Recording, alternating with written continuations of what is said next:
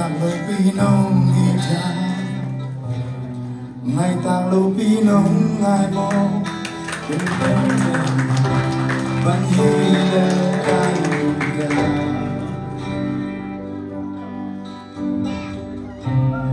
Gipasan natin umlong Gipasan natin umlong Sa isu kagumpale Katumpali Kailan italogin Pinong ita Ngay talong pinong ngay mo Nihinde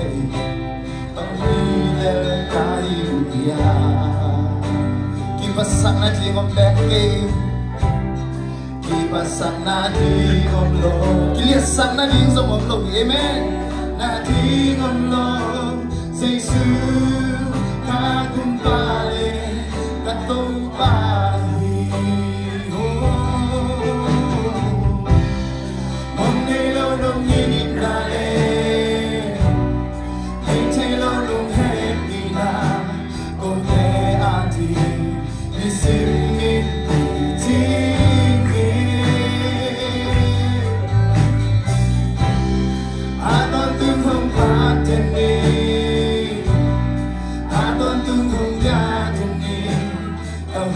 Salate na mingong pagkoti Na nasa nakatwaka Na nasa nakatwaka Kimintong ikaw sa kimintong ikaw siya Nung ending Kain manghilang kaya Lungkam na may pibang sin Lungkam na may pibang sin Chan natin Hong Bunyatia Jesu kagumpale katumpali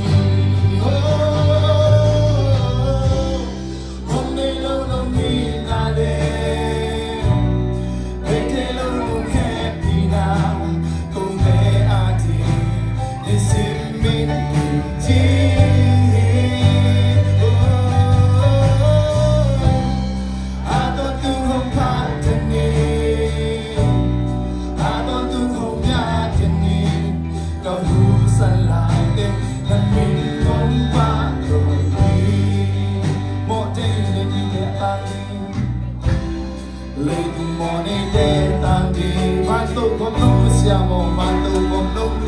Siamo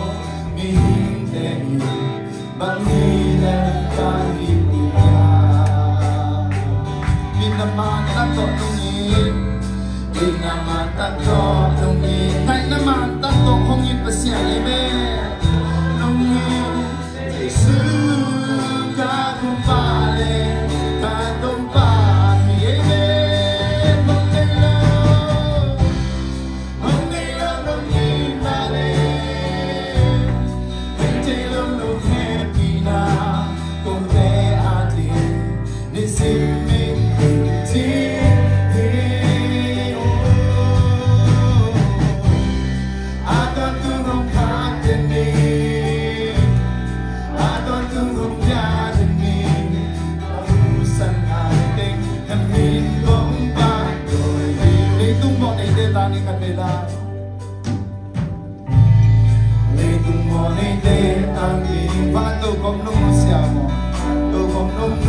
Siamo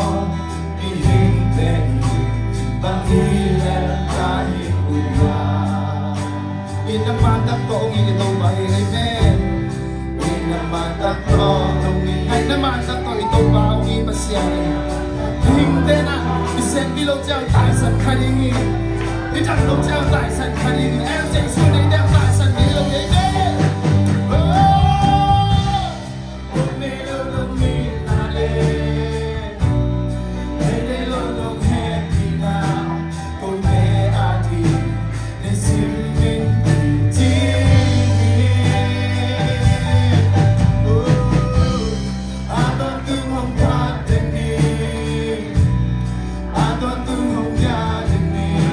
Kahusan natin na